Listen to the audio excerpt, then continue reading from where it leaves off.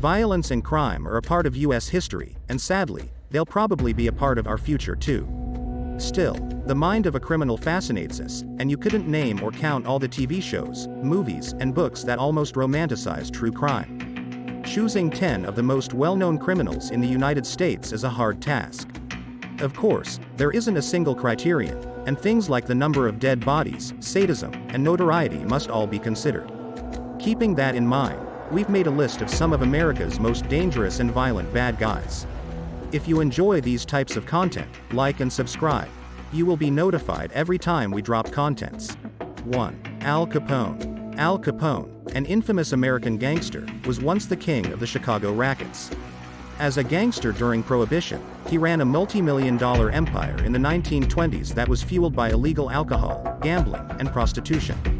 Capone is also thought to be the mastermind behind the St. Valentine's Day Massacre in Lincoln Park in 1929, which killed 7 of his enemies.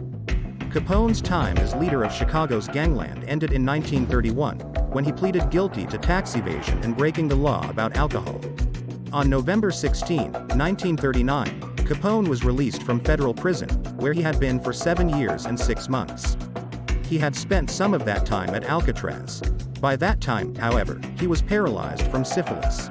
Capone went into seclusion at an estate near Miami, Florida, where he died of a stroke and pneumonia on January 25, 1947.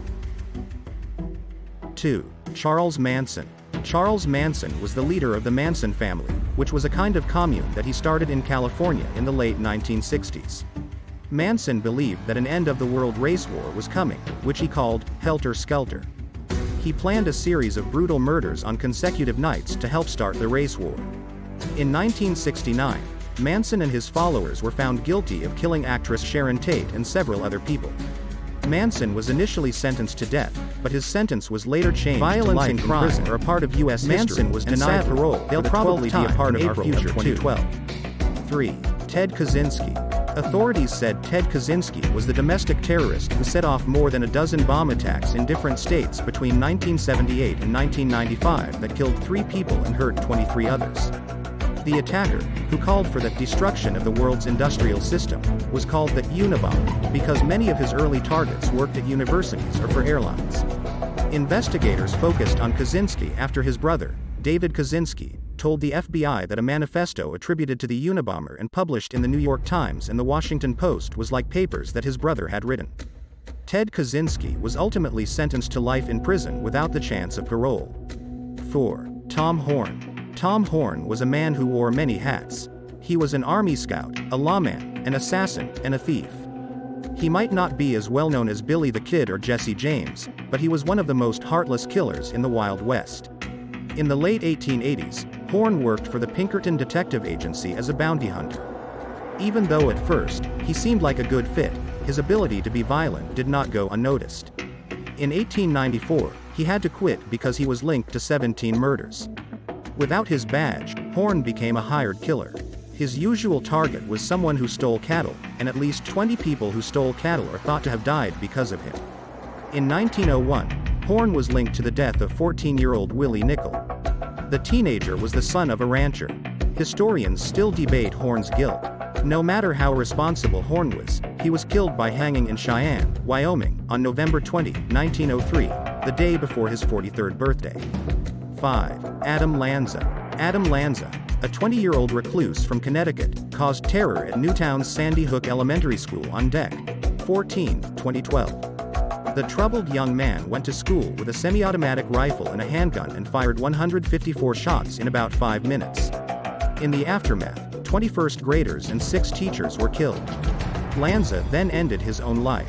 Not until later that day did the police find out that Nancy Lanza, Lanza's mother, had also died. He had killed her in their Newtown home before the school shooting. 6. Andrew Keogh. In 1927, the deadliest mass murder at an elementary school in the United States happened in Bath Township, Michigan.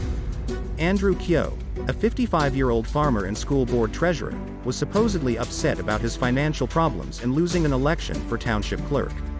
On May 18, 1927, Keogh used timed detonators to set off the explosives he had placed inside Bath Consolidated School. The resulting explosion destroyed much of the school and killed 43 people, including 38 children. Kyo took his own life by setting off dynamite in his truck. Before the bombing, Kyo had killed his wife and set fire to his farm, destroying his house and all the buildings. In the aftermath, investigators found a wooden sign that Kyo had apparently attached to a fence on his farm. It said, "Criminals are made, not born." 7. John Wayne Gacy, gangster. John Wayne Gacy was convicted of killing 33 young men and boys between 1972 and 1978. Most of the bodies were found buried under the crawl space of his Chicago area home. At the time of his arrest, Gacy said he was responsible for at least 45 murders. Gacy got the nickname, the Killer Clown, because he sometimes dressed up as Pogo the Clown, and went to charity events as him. He was finally sentenced to death and put to death at the Stateville Correctional Center in 1994 by lethal injection. His famous last words were, "Kiss my ass." 8. Ted Bundy.